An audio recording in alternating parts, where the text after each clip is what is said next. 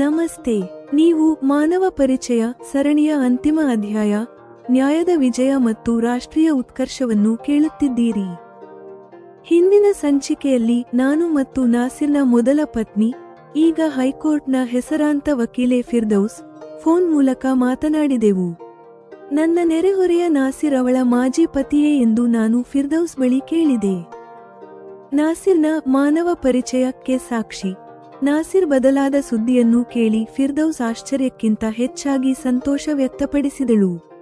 ಅವಳು ಹೇಳಿದಳು, ಸರ್, ಒಂದು ವೇಳೆ ಹಾಗಾಗಿದ್ದರೆ ಇದು ನನ್ನ ಪತಿ ನ್ಯಾಯಾಧೀಶ ಹರಿಶ್ಚಂದ್ರ ಜಿಯವರ ನ್ಯಾಯ ಪ್ರಯೋಗದ ಮತ್ತೊಂದು ಯಶಸ್ಸು. ನಾಸಿರ್ನ ಮಾನವೀಯ ಗುಣಗಳನ್ನು ನಾನು ಸಂಕ್ಷಿಪ್ತವಾಗಿ ವಿವರಿಸಿದೆ. ಅವನು ಅನ್ಯ ಧರ್ಮೀಯರೊಂದಿಗೆ ಅತ್ಯಂತ ಆಪ್ತವಾಗಿ ವರ್ತಿಸುತ್ತಾನೆ.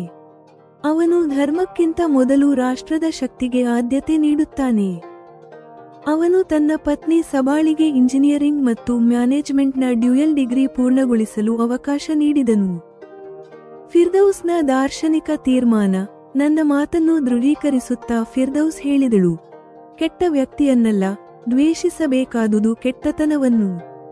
ಯಾವ ದಿನ ಒಬ್ಬ ವ್ಯಕ್ತಿಯಿಂದ ಕೆಟ್ಟತನ ಅಳಿಯುತ್ತದೆಯೋ ಅಂದೇ ಆ ವ್ಯಕ್ತಿ ಮಾನವ ಎಂದು ಕರೆಸಿಕೊಳ್ಳಲು ಯೋಗ್ಯನಾಗುತ್ತಾನೆ. ನಾಸಿರ್ನ ರಾಜಕೀಯ ಏಳಿಗೆ. ನಾಸಿರ್ ತನ್ನ ವರ್ಕ್ಶಾಪ್ ಜವಾಬ್ದಾರಿಯನ್ನು ಪತ್ನಿ ಸಬಾಳಿಗೆ ಒಪ್ಪಿಸಿ ತನ್ನನ್ನು ತಾನು ರಾಜಕೀಯಕ್ಕೆ ಅರ್ಪಿಸಿಕೊಂಡನು. ಅವನ ಅವಿರತ ಪರಿಶ್ರಮ ಒಂದು ಪವಾಡವನ್ನೇ ಮಾಡಿತು. ರಾಜಕೀಯ ವಿಜಯ. ರಾಷ್ಟ್ರ ನಿರ್ಮಾಣ ಪಾರ್ಟಿ ನಾಸಿರ್ಗೆ ಟಿಕೆಟ್ ನೀಡಿತು ಮತ್ತು ಅವನು ಸತತ 3 ಬಾರಿ ಚುನಾವಣೆಯಲ್ಲಿ ಗೆದ್ದು ರಾಜಕೀಯ ವಿಶ್ಲೇಷಕರ ಅಂದಾಜುಗಳನ್ನು ಸುಳ್ಳು ಮಾಡಿದನು. ಫತ್ವಾದ ಅಂತ್ಯ. ನಾಸಿರ್ನ ಪ್ರಗತಿಪರ ವಿಚಾರಗಳಿಗೆ ಪ್ರಭಾವಿತರಾಗಿ ಮುಫ್ತಿಗಳು, ಮೌಲ್ವಿಗಳು ಮತ್ತು ಕಾಜಿಗಳು ಕೂಡ ಅವನ ಬೆಂಬಲಿಗರಾದರು ಮತ್ತು ಕೊನೆಗೆ ನಾಸಿರ್ ಮೇಲಿದ್ದ ಫತಾವನ್ನು ಹಿಂಪಡೆಯಲಾಯಿತು. ರಾಷ್ಟ್ರೀಯ ಮಹತ್ವಾಕಾಂಕ್ಷೆ. ಮಂತ್ರಿಯಾದ ನಂತರ ನಾಸಿರ್ ತನ್ನ ನಿಜವಾದ ಆಶಯವನ್ನು ವ್ಯಕ್ತಪಡಿಸಿದನು. ನನ್ನ ಮಹತ್ವಾಕಾಂಕ್ಷೆ ಎಂದರೆ ನಾವು, ಸರ್ಕಾರ, ಭಾರತವನ್ನು ವಿಶ್ವದಾದ್ಯಂತ ಗೌರವದಿಂದ ಕಾಣುವಂತಹ ಮತ್ತು ದೇಶದ ಪ್ರತಿಯೊಬ್ಬ ಪೌರನ ಹೆಸರನ್ನು ಸನ್ಮಾನದಿಂದ ಗುರುತಿಸುವಂತಹ ಎತ್ತರಕ್ಕೆ ಕೊಂಡೊಯ್ಯಬೇಕು. ಅವನು ತನ್ನ ಸಮುದಾಯದ ಜನರನ್ನು ಆಧುನಿಕ ಶಿಕ್ಷಣ ಪಡೆಯಲು ಮತ್ತು ಸಾಮಾಜಿಕ ಸಾಮರಸ್ಯಕ್ಕೆ ಚೊರವ ತೆಗೆದುಕೊಳ್ಳಲು ಪ್ರೇರೇಪಿಸಿದನು. ಇದರಿಂದ ದೇಶದಲ್ಲಿ ಕೋಮು ಸಂಘರ್ಷಗಳ ಘಟನೆಗಳು ಬಹಳ ಕಡಿಮೆಯಾದವು. ನ್ಯಾಯದ ಅಂತಿಮ ವಿಜಯ. ನಾಸಿರ್ ಸತತ 3ನೇ ಬಾರಿ ಗೆದ್ದು ಕೇಂದ್ರ ಸರ್ಕಾರದಲ್ಲಿ ಕ್ಯಾಬಿನೆಟ್ ಮಂತ್ರಿಯಾದಾಗ ಈ ಅದ್ಭುತ ಘಟನೆಯ ಬಗ್ಗೆ ಎಲ್ಲೆಡೆ ಚರ್ಚೆಯಾಯಿತು. ಅಂತಿಮ ಗೌರವ. ಫಿರ್ದೌಸ್ ಕಾಲ್ ಮಾಡಿ ಒಂದು ಸುದ್ದಿಯನ್ನು ಹಂಚಿಕೊಂಡಾಗ ಕಥೆ ಮುಕ್ತಾಯವಾಗುತ್ತದೆ. ಅವಳ ಪತಿ, ನ್ಯಾಯಾಧೀಶ ಹರಿಶ್ಚಂದ್ರ ಅವರು ರಾಷ್ಟ್ರಪತಿಯವರಿಂದ ಸುಪ್ರೀಂ ಕೋರ್ಟ್ನ ಮುಖ್ಯ ನ್ಯಾಯಾಧೀಶರಾಗಿ ನೇಮಕಗೊಂಡಿದ್ದಾರೆ. ನ್ಯಾಯ, ತಾಳ್ಮೆ ಮತ್ತು ವಿವೇಕವು ಒಬ್ಬ ಕಟ್ಟರ್ ಅಪರಾಧಿಯನ್ನು ಹೇಗೆ ರಾಷ್ಟ್ರೀಯ ನಾಯಕನನ್ನಾಗಿ ಬದಲಿಸಿತು ಮತ್ತು ಒಬ್ಬ ನೆರೆಹೊರೆಯವನ ಸರಳ ವರ್ತನೆ ಆ ನ್ಯಾಯವನ್ನು ಹೇಗೆ ಪರಿಪೂರ್ಣಗೊಳಿಸಿತು ಎಂಬುದನ್ನು ಕೇಳಿ. ಮಾನವ ಪರಿಚಯ ದ ಅಂತಿಮ ಮತ್ತು ಭವ್ಯ ಸಂಚಿಕೆಯಲ್ಲಿ ನೀವು ಕೇಳುವಿರಿ. ಸಂಚಿಕೆ 21. ನ್ಯಾಯದ ವಿಜಯ ಮತ್ತು ರಾಷ್ಟ್ರೀಯ ಉತ್ಕರ್ಷ. ಕಾಲ್ ಕನೆಕ್ಟ್ ಆಗುತ್ತಿದ್ದಂತೆಯೇ ಮಹಿಳೆಯೊಬ್ಬಳ ಗಂಭೀರ ಸ್ವರದಲ್ಲಿ ಕೇಳಿಬಂತು, ನೀವು ಯಾರು? ನಾನು ಹೇಳಿದ ಮಾತುಗಳಿಗೆ ಫಿರ್ದೌಸ್ ಬಹಳ ಸಂತೋಷಪಟ್ಟಳು. ಕ್ಷೇಮ ಸಮಾಚಾರಗಳ ನಂತರ ನಾನು ಹೇಳಿದೆ, ಫಿರ್ದೌಸ್, ಕಳೆದ 5 ವರ್ಷಗಳಿಂದ ನಮ್ಮ ನೆರೆಯಲ್ಲಿ ನಾಸಿರ್ ತನ್ನ ಕುಟುಂಬದೊಂದಿಗೆ ವಾಸಿಸುತ್ತಿದ್ದಾನೆ. ನಿನ್ನೆ ಅವನ ಬಗ್ಗೆ ನನಗೆ ತಿಳಿದ ವಿಷಯಗಳಿಂದ ಈ ನಾಸಿರ್ ನಿನ್ನ ಮಾಜಿ ಪತಿಯೇ ಎಂದು ನನಗೆ ಅನ್ನಿಸುತ್ತಿದೆ. ಫಿರ್ದೌಸ್ ಆಗ ಗಂಭೀರವಾಗಿ ಹೇಳಿದಳು, ಸರ್, ಅದು ಖಂಡಿತ ಇರಬಹುದು. ಅವನು ನಿನ್ನ ಮತ್ತು ನನ್ನ ಹಳೆಯ ನಗರದವನೇ ತಾನೆ. ಆಗ ನಾನು ಫಿರ್ದೌಸ್ಗೆ ಹೇಳಿದೆ, ಫಿರ್ದೌಸ್, ನೆರೆಹೊರೆಯವನಾಗಿ ಅವನೊಂದಿಗೆ ನನ್ನ ಅನುಭವ ನಿನಗಿಂತ ಸಂಪೂರ್ಣ ಭಿನ್ನವಾಗಿದೆ. ಅವನು ಈ ದಿನ ಮಾನವ ಪರಿಚಯ ಎಂಬ ಪದಕ್ಕೆ ಸಾಟಿಯಿಲ್ಲದ ಉದಾಹರಣೆಯಾಗಿದ್ದಾನೆ. ಇದು ಕೇಳಿದ ಫಿರ್ದೌಸ್ ಪ್ರತಿಕ್ರಿಯೆಯಲ್ಲಿ ಆಶ್ಚರ್ಯಕ್ಕಿಂತ ಹೆಚ್ಚಾಗಿ ಸಂತೋಷವೇ ಇತ್ತು. ಅವಳು ಹೇಳಿದಳು, ಸರ್, ಒಂದು ವೇಳೆ ಹಾಗಾಗಿದ್ದರೆ ಇದು ನನ್ನ ಪತಿ ನ್ಯಾಯಾಧೀಶ ಹರಿಶ್ಚಂದ್ರ ಜಿಯವರ ನ್ಯಾಯ ಪ್ರಯೋಗದ ಮತ್ತೊಂದು ಯಶಸ್ಸು. ಅಪರಾಧಿಯಲ್ಲಿರುವ ಅಪರಾಧ ಮನೋಭಾವ ಅಳಿದಾಗಲೇ ನ್ಯಾಯ ಮತ್ತು ಶಿಕ್ಷೆಯ ಪರಿಕಲ್ಪನೆ ಪರಿಪೂರ್ಣವಾಗುತ್ತದೆ ಎಂದು ನನ್ನ ಪತಿ ನಂಬುತ್ತಾರೆ. ಫಿರ್ದೌಸ್ ಸ್ವಲ್ಪ ಸಮಯ ಸುಮ್ಮನಿದ್ದು ಕೇಳಿದಳು, ಸರ್, ನಾಸಿರ್ನಲ್ಲಿ ನಿನಗೆ ಮಾನವ ಪರಿಚಯ ಕಾಣಲು ಕಾರಣವಾದ ಗುಣಗಳಾವುವು? ನನಗೂ ಸ್ವಲ್ಪ ಹೇಳಿ. ಆಗ ನಾನು ಸವಿಸ್ತಾರವಾಗಿ ವಿವರಿಸುತ್ತಾ ಕೊನೆಯಲ್ಲಿ ಹೀಗೆ ಹೇಳಿದೆ. ಮತಕ್ಕೆ ಅತೀತವಾಗಿ ನಮ್ಮೊಂದಿಗೆ ಅವನು ತೋರುವ ಆಪ್ತತೆ ನಮ್ಮ ಸ್ವಂತ ಮಗನಿಗಿಂತ ಕಡಿಮೆಯಿಲ್ಲ. 35 ವರ್ಷದ ಚಿಕ್ಕ ವಯಸ್ಸಿನಲ್ಲೇ ಅವನು ರಾಜಕೀಯದಲ್ಲಿ ಉತ್ತಮ ಗುರುತು ಮೂಡಿಸಿದ್ದಾನೆ. ಧರ್ಮಕ್ಕಿಂತ ಮೊದಲು ದೇಶಕ್ಕೆ ಆದ್ಯತೆ ನೀಡುತ್ತಾನೆ. ಅವನಲ್ಲಿ ಯಾವುದೇ ಮತಾಂಧತೆ ಕಾಣುವುದಿಲ್ಲ. ಮದುವೆಯ ನಂತರ ತನ್ನ ಪತ್ನಿ ಸಬಾಳನ್ನು NITಯಲ್ಲಿ ಓದಿಸಿ ಆಟೋಮೊಬೈಲ್ ಇಂಜಿನಿಯರ್ ಮಾಡಿದ್ದಾನೆ. ನನ್ನ ದೃಷ್ಟಿಯಲ್ಲಿ ಈ ಲಕ್ಷಣಗಳೇ ನಾಸಿರ್ನಲ್ಲಿರುವ ಮಾನವ ಪರಿಚಯ. ಆಗ ಫಿರ್ದೌಸ್ ಹೇಳಿದಳು, ಖಂಡಿತ ಸರ್, ನೀವು ಹೇಳಿದ್ದು ಅಕ್ಷರಶಃ ಸತ್ಯ. ಹಳೆಯ ನಾಸಿರ್ಗೂ ಈಗಿನ ನಾಸಿರ್ಗೂ ಹೋಲಿಕೆಯೇ ಇಲ್ಲ. ವ್ಯಕ್ತಿಯಲ್ಲಿನ ಕೆಟ್ಟತನ ಅಳಿದ ದಿನ ಅವನು ಮಾನವನೆನಿಸಿಕೊಳ್ಳಲು ಅರ್ಹನಾಗುತ್ತಾನೆ. ದೇವರು ಎಲ್ಲರಿಗೂ ಒಳ್ಳೆಯ ಗುಣಗಳನ್ನು ನೀಡಿದ್ದಾನೆ, ಆದರೆ ಕೆಲವು ಸ್ವಾರ್ಥಿಗಳು ಮನುಷ್ಯರನ್ನು ದಾರಿ ತಪ್ಪಿಸುತ್ತಿದ್ದಾರೆ. ಇದು ಕೇಳಿದ ನಾನು ಹೇಳಿದೆ, ಫಿರ್ದೌಸ್, ನಿನ್ನ ಮಾತುಗಳಲ್ಲಿನ ಸ್ಪಷ್ಟತೆ ಅದ್ಭುತವಾಗಿದೆ. ಫಿರ್ದೌಸ್ ಸಂತೋಷದಿಂದ ಧನ್ಯವಾದಗಳು ಸರ್ ಎಂದಳು. ಆ ರಾತ್ರಿ ನಾನು ಯೋಚಿಸುತ್ತಿದ್ದೇನೆ, ಈ ಪ್ರಪಂಚ ಎಷ್ಟು ಚಿಕ್ಕದು. ಒಂದು ಕಾಲದಲ್ಲಿ ನಾಸಿರ್ನಿಂದ ನೊಂದಿದ್ದ ಫಿರ್ದೌಸ್ ನನಗೆ ಪರಿಚಯವಾದಳು. ಈಗ ಅದೇ ನಾಸಿರ್ ನನ್ನ ನೆರೆಹೊರೆಯವನಾಗಿದ್ದಾನೆ. ನಾಸಿರ್ನ ನಡವಳಿಕೆ ಮತ್ತು ಕಡಿಮೆ ದರದಲ್ಲಿ ಸರ್ವಿಸಿಂಗ್ ಮಾಡುವುದರಿಂದ ಅವನ ವರ್ಕ್ಶಾಪ್ ಗ್ರಾಹಕರಲ್ಲಿ ಬಹಳ ಪ್ರಖ್ಯಾತವಾಯಿತು. ಸಬಾ ಪದವಿ ಮುಗಿಯುತ್ತಿದ್ದಂತೆಯೇ ವರ್ಕ್ಶಾಪ್ ಜವಾಬ್ದಾರಿಯನ್ನು ಅವಳಿಗೆ ಒಪ್ಪಿಸಿದ ನಾಸಿರ್ ತನ್ನ ಭಾವ ಇಮ್ರಾನ್ಗೆ ಅದರಲ್ಲಿ 25% ಪಾಲನ್ನು ನೀಡಿದನು. ಈ ಹೊಸ ವ್ಯವಸ್ಥೆಯೊಂದಿಗೆ ನಾಸಿರ್ ವರ್ಕ್ಶಾಪ್ ಜವಾಬ್ದಾರಿಯಿಂದ ಮುಕ್ತನಾಗಿ ತನ್ನ ಹೆಚ್ಚಿನ ಸಮಯವನ್ನು ರಾಜಕೀಯಕ್ಕೆ ಮೀಸಲಿಡಲು ಆರಂಭಿಸಿದನು. ಪಕ್ಷದ ಮುಖಂಡರು ಅವನ ಕಾರ್ಯವೈಖರಿ ನೋಡಿ ಅವನಿಗೆ ಪ್ರಾಮುಖ್ಯತೆ ನೀಡಲು ಪ್ರಾರಂಭಿಸಿದರು. ನಾಸಿರ್ ಕೂಡ ತಳಮಟ್ಟದಲ್ಲಿ ಪಕ್ಷವನ್ನು ಬಲಪಡಿಸಲು ಶ್ರಮಿಸಿದನು. ಇದರ ಫಲವಾಗಿ ಸಾಮಾನ್ಯ ಚುನಾವಣೆಯಲ್ಲಿ ನಾಸಿರ್ಗೆ ಟಿಕೆಟ್ ದೊರೆಯಿತು. ಅದು ಅವನಿಗೆ ಒಂದು ದೊಡ್ಡ ಸವಾಲಾಗಿತ್ತು. ಆ ಕ್ಷೇತ್ರದಲ್ಲಿ ಹಿಂದೆಂದೂ ಆ ಪಕ್ಷ ಗೆದ್ದಿರಲಿಲ್ಲ. ರಾಜಕೀಯ ವಿಶ್ಲೇಷಕರು ಕೂಡ ಪ್ರತಿಸ್ಪರ್ಧಿಯೇ ಗೆಲ್ಲುತ್ತಾರೆಂದು ಭಾವಿಸಿದ್ದರು. ಆದರೆ ನಾಸಿರ್ ತನ್ನ ಅದ್ಭುತ ಪರಿಶ್ರಮದಿಂದ ಅಂದಾಜುಗಳನ್ನು ಬುಡಮೇಲು ಮಾಡಿ ಮೊದಲ ಪ್ರಯತ್ನದಲ್ಲೇ ಜಯಭೇರಿ ಬಾರಿಸಿದನು. ಒಂದು ಕಾಲದಲ್ಲಿ ಜೈಲು ಶಿಕ್ಷೆ ಅನುಭವಿಸಿದ್ದ ನಾಸಿರ್ನಲ್ಲಿ ಇಂತಹ ಛಲವಿರುವುದು ಆಶ್ಚರ್ಯಕರ. ನಾಸಿರ್ನಲ್ಲಿನ ಪ್ರತಿಭೆ ಈಗ ಎಲ್ಲರನ್ನೂ ಚಕಿತಗೊಳಿಸುತ್ತಿದೆ. ಈ ಗೆಲುವು ಪಕ್ಷದಲ್ಲಿ ಅವನ ಸ್ಥಾನಮಾನವನ್ನು ಹೆಚ್ಚಿಸಿತು.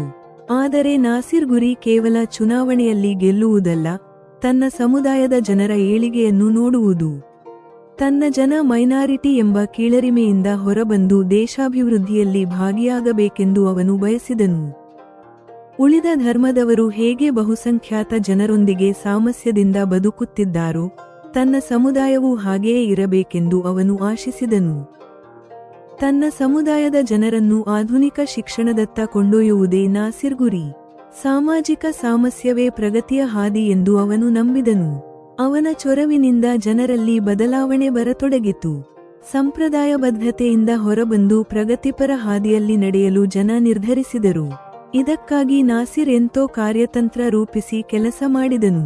ಅವನ ಪ್ರಯತ್ನದಿಂದ ಸಮಾಜದಲ್ಲಿ 3 ರೀತಿಯ ಬದಲಾವಣೆಗಳು ಕಂಡುಬಂದವು. ಮೊದಲನೆಯದ್ದು ಕಟ್ಟರ್ವಾದಿಗಳು, ಎರಡನೆಯದ್ದು ಅವರನ್ನು ಕುರುಡಾಗಿ ಅನುಸರಿಸುವವರು. ಆದರೆ ಈಗ 3ನೆಯ ವರ್ಗ ಅಂದರೆ ಬದಲಾವಣೆ ಬಯಸುವವರು ಹೆಚ್ಚುತ್ತಿದ್ದಾರೆ. 5 ವರ್ಷಗಳ ನಂತರ ನಡೆದ ಚುನಾವಣೆಯಲ್ಲೂ ನಾಸಿರ್ ಗೆದ್ದನು. ಕೊನೆಗೆ ಅವನ ಮೇಲಿದ್ದ ಫತಾವನ್ನು ಹಿಂಪಡೆಯಲಾಯಿತು. ಸಂಸದನಾಗಿ ನಾಸಿರ್ನನ್ನು ಸನ್ಮಾನಿಸಲು ಒಂದು ಸಭೆಯನ್ನು ಏರ್ಪಡಿಸಲಾಗಿತ್ತು. ಅದರಲ್ಲಿ ಅನೇಕ ಮೌಲ್ವಿಗಳು ಮತ್ತು ಗಣ್ಯರು ಭಾಗವಹಿಸಿದ್ದರು. ಆ ಸಭೆಯಲ್ಲಿ ನಾಸಿರ್ ಮಾತನಾಡುತ್ತಾ, ಅಲ್ಲಾಹನ ಕೃಪೆಯಿಂದ ಈ ದಿನ ನಾನು ನಿಮ್ಮ ಪ್ರತಿನಿಧಿಯಾಗಿದ್ದೇನೆ. ನನ್ನ ಗುರಿ ಕೇವಲ ಅಧಿಕಾರವಲ್ಲ, ಭಾರತವನ್ನು ವಿಶ್ವದ ನಂಬರ್ 1 ರಾಷ್ಟ್ರವನ್ನಾಗಿ ಮಾಡುವುದು ಎಂದನು. ನಾವು ಇಸ್ಲಾಂ ಅನುಯಾಯಿಗಳು. ನಮ್ಮ ನಡವಳಿಕೆಯಿಂದ ನಮ್ಮ ಧರ್ಮಕ್ಕೆ ಮತ್ತು ದೇಶಕ್ಕೆ ಗೌರವ ಬರಬೇಕು. ವೈಯಕ್ತಿಕ ಸ್ವಾರ್ಥ ಬಿಟ್ಟು ದೇಶಾಭಿವೃದ್ಧಿಗೆ ಶ್ರಮಿಸಬೇಕು. ಮುಸ್ಲಿಮರು ಎಂದರೆ ಪ್ರಪಂಚಕ್ಕೆ ಪ್ರೀತಿಯನ್ನು ಹಂಚುವವರು ಎಂಬ ಗುರುತು ಸಿಗಬೇಕು. ನಮ್ಮ ಕಾರ್ಯಗಳ ಮೂಲಕ ಧರ್ಮದ ಗೌರವವನ್ನು ಹೆಚ್ಚಿಸೋಣ ಎಂದು ಕರೆ ನೀಡಿದನು. ನಾಸಿರ್ ಭಾಷಣ ಎಲ್ಲರನ್ನೂ ಚಿಂತನೆಗೆ ಹಚ್ಚಿತು. ಅವನ ಖ್ಯಾತಿ ರಾಷ್ಟ್ರೀಯ ಮಟ್ಟಕ್ಕೆ ತಲುಪಿತು. ದೇಶದಲ್ಲಿ ಧಾರ್ಮಿಕ ಸಾಮಸ್ಯ ಹೆಚ್ಚಿತು. ಕೋಮು ಗಲಭೆಗಳು ಮರೆಯಾದವು. ಭಾರತವು ತನ್ನ ಗಡಿಗಳಲ್ಲಿ ಬಲಿಷ್ಠವಾಯಿತು, ಆರ್ಥಿಕವಾಗಿ ಬೆಳೆಯಿತು. ನಾಸಿರ್ ಸತತ 3ನೇ ಬಾರಿ ಗೆದ್ದಾಗ ಕೇಂದ್ರ ಸಂಪುಟ ಸಚಿವನಾಗಿ ನೇಮಕಗೊಂಡನು. ನಾನು ಇಂದಿಗೂ ಫಿರ್ದೌಸ್ ಜೊತೆ ನಾಸಿರ್ ಬಗ್ಗೆ ಮಾತನಾಡುತ್ತಿರುತ್ತೇನೆ. ನಾಸಿರ್ ಒಬ್ಬ ಅಪರಾಧಿಯಿಂದ ಮಂತ್ರಿಯಾಗಿ ಬದಲಾದುದು ಒಂದು ಪವಾಡವೇ ಸರಿ ಎಂದು ಅವಳು ಹೇಳುತ್ತಾಳೆ. ಕೆಲವು ದಿನಗಳ ನಂತರ ಫಿರ್ದೌಸ್ ಕಾಲ್ ಮಾಡಿ ತನ್ನ ಪತಿ ಹರಿಶ್ಚಂದ್ರ ಅವರು ಸುಪ್ರೀಂ ಕೋರ್ಟ್ನ ಮುಖ್ಯ ನ್ಯಾಯಾಧೀಶರಾಗಿದ್ದಾರೆ ಎಂದು ತಿಳಿಸಿದಳು. ನಾನು ಅವರಿಗೆ ಅಭಿನಂದನೆಗಳನ್ನು ತಿಳಿಸಿದೆ. ದೇಶದ ಅತ್ಯುನ್ನತ ಹುದ್ದೆಯಲ್ಲಿರುವ ವ್ಯಕ್ತಿಗಳ ಕುಟುಂಬಗಳಿಗೆ ನಾನು ಆಪ್ತನಾಗಿದ್ದುದು ನನ್ನ ಭಾಗ್ಯ ಎಂದೆ. ಫಿರ್ದೌಸ್ ಹೀಗೆ ಹೇಳಿದಳು, ಸರ್, ಅಂದು ನೀವು ನನಗೆ ಸಹಾಯ ಮಾಡದಿದ್ದರೆ ನಾನು ಈ ದಿನ ಹೀಗಿರುತ್ತಿರಲಿಲ್ಲ. ನಿಮಗೆ ಎಂದೆಂದೂ ಋಣಿಯಾಗಿರುತ್ತೇನೆ. ನಾನು ಹೇಳಿದೆ, ಫಿರ್ದೌಸ್, ನಾನು ಕೇವಲ ಒಂದು ನಿಮಿತ್ತ ಮಾತ್ರ. ಇದೆಲ್ಲವೂ ನಿನ್ನ ಪರಿಶ್ರಮ ಮತ್ತು ವಿಧಿಯಿಂದ ಸಾಧ್ಯವಾಯಿತು. ಕೊನೆಯಲ್ಲಿ ಫಿರ್ದೌಸ್, ಇದು ನಿಮ್ಮ ದೊಡ್ಡ ಗುಣ ಸರ್ ಎಂದು ಕಾಲ್ ಮುಕ್ತಾಯಗೊಳಿಸಿದಳು. ಈಗ ಮಾನವ ಪರಿಚಯ ಸಂಚಿಕೆಯ ಮೇಲೆ ಜೆಮಿನಾಯ್ ಬರೆದಿರುವ ವಿಮರ್ಶೆ ಮತ್ತು ವಿಶ್ಲೇಷಣೆ ಕೇಳಿ. ಉಪಶೀರ್ಷಿಕೆ: ನ್ಯಾಯದ ವಿಜಯ ಮತ್ತು ರಾಷ್ಟ್ರೀಯ ಉತ್ಕರ್ಷ. 1. ನ್ಯಾಯದ ಪ್ರಯೋಗ. ನಾಸಿರ್ನಲ್ಲಿ ಬಂದ ಬದಲಾವಣೆಯನ್ನು ಫಿರ್ದೌಸ್ ತನ್ನ ಪತಿ ಹರಿಶ್ಚಂದ್ರ ಅವರ ನ್ಯಾಯ ಪ್ರಯೋಗದ ಯಶಸ್ಸು ಎಂದು ಕರೆದಿದ್ದಾಳೆ. ಶಿಕ್ಷೆಯ ಉದ್ದೇಶ ಅಪರಾಧಿಯನ್ನು ತಿದ್ದುವುದಾಗಿರಬೇಕು ಎಂಬ ಅದ್ಭುತ ಸಂದೇಶ ಇಲ್ಲಿದೆ. ಮಾನವ ಪರಿಚಯ. ನಾಸಿರ್ ಒಬ್ಬ ಆದರ್ಶ ಪೌರನಾಗಿ ಬೆಳೆದ ರೀತಿ, ಧರ್ಮಕ್ಕಿಂತ ಮೊದಲು ರಾಷ್ಟ್ರಕ್ಕೆ ಪ್ರಾಧಾನ್ಯತೆ ನೀಡುವುದು ಅವನ ಪರಿಣತಿಯನ್ನು ತೋರಿಸುತ್ತದೆ. ನೈತಿಕ ವಿಜಯ. ಕೆಟ್ಟ ವ್ಯಕ್ತಿಯನ್ನಲ್ಲ, ಕೆಟ್ಟತನವನ್ನು ದ್ವೇಷಿಸಬೇಕು ಎಂಬ ಮಾತು ಈ ಕಥೆಯ ಸಾರಾಂಶ. 2. ನಾಸಿರ್ನ ರಾಜಕೀಯ ಏಳಿಗೆ ಮತ್ತು ಸಾಮಾಜಿಕ ಗುರಿ. ಸಬಾಳ ಸಬಲೀಕರಣ. ಸಬಾಳಿಗೆ ವರ್ಕ್ಶಾಪ್ ಜವಾಬ್ದಾರಿ ನೀಡುವುದರ ಮೂಲಕ ನಾಸಿರ್ ತನ್ನ ಪ್ರಾಯಶ್ಚಿತ್ತವನ್ನು ಪೂರ್ಣಗೊಳಿಸಿದನು. ರಾಜಕೀಯ ತಂತ್ರ. ತನ್ನ ಸಮುದಾಯವನ್ನು ಮುಖ್ಯವಾಹಿನಿಗೆ ತರುವಲ್ಲಿ ನಾಸಿರ್ ಯಶಸ್ವಿಯಾದನು. ಇದು ಒಡೆಯುವ ರಾಜಕೀಯಕ್ಕೆ ವಿರುದ್ಧವಾಗಿ ನಡೆದ ಬದಲಾವಣೆ. ಫತ್ವಾ ಹಿಂಪಡೆಯುವಿಕೆ. ನಾಸಿರ್ ಮೇಲಿನ ಫತ್ವಾ ಅಳಿದುದು ಅವನ ಸಾಮಾಜಿಕ ಗೆಲುವಿನ ಸಂಕೇತ. ನಾಯಕತ್ವದ ವ್ಯಾಖ್ಯಾನ. ಕೇವಲ ಅನುಯಾಯಿಗಳನ್ನಲ್ಲ, ಆದರ್ಶಗಳನ್ನು ಸೃಷ್ಟಿಸುವವನೇ ನಿಜವಾದ ನಾಯಕ ಎಂದು ನಾಸಿರ್ ನಿರೂಪಿಸಿದನು. 3. 2 ಮಹಾಶಕ್ತಿಗಳ ಮಿಲನ. ಕಥೆಯ ಮುಕ್ತಾಯದಲ್ಲಿ ಇಬ್ಬರು ಮುಖ್ಯ ವ್ಯಕ್ತಿಗಳು ದೇಶದ ಅತ್ಯುನ್ನತ ಸ್ಥಾನಕ್ಕೆ ತಲುಪುತ್ತಾರೆ. ನಾಸಿರ್, ಸತತ 3ನೇ ಗೆಲುವಿನ ನಂತರ ಕ್ಯಾಬಿನೆಟ್ ಸಚಿವ. ಹರಿಶ್ಚಂದ್ರ, ಸುಪ್ರೀಂ ಕೋರ್ಟ್ನ ಮುಖ್ಯ ನ್ಯಾಯಾಧೀಶ. ಇದು ಕಾರ್ಯಾಂಗ ಮತ್ತು ನ್ಯಾಯಾಂಗಗಳ ಸಮ್ಮಿಲನಕ್ಕೆ ಒಂದು ಶಕ್ತಿಯುತ ಸಂಕೇತವಾಗಿದೆ. 4. ಕಥೆಯ ಮುಕ್ತಾಯ. ಫಿರ್ದೌಸ್ನ ಕೃತಜ್ಞತೆಯೊಂದಿಗೆ ಕಥೆ ಮುಕ್ತಾಯವಾಗುತ್ತದೆ. ನೆರೆಹೊರೆಯವನ ಸಣ್ಣ ಸಹಾಯ, ಲಿಫ್ಟ್ ನೀಡುವುದು, ಫಿರ್ದೌಸ್ ಜೀವನ ರಕ್ಷಿಸಿದ್ದಲ್ಲದೆ ನಾಸಿರ್ ಬದಲಾವಣೆಗೆ ಒಂದು ಸಾಕ್ಷಿಯಾಗಿ ನಿಂತಿತು. ಒಟ್ಟು ಕಥೆಯು ವ್ಯಕ್ತಿತ್ವ ಬದಲಾವಣೆ, ದೇಶಭಕ್ತಿ ಮತ್ತು ಮಾನವೀಯತೆಯ ವಿಜಯದೊಂದಿಗೆ ಮುಕ್ತಾಯಗೊಳ್ಳುತ್ತದೆ. ಸಂಚಿಕೆ 21 ಸಮಾಪ್ತ.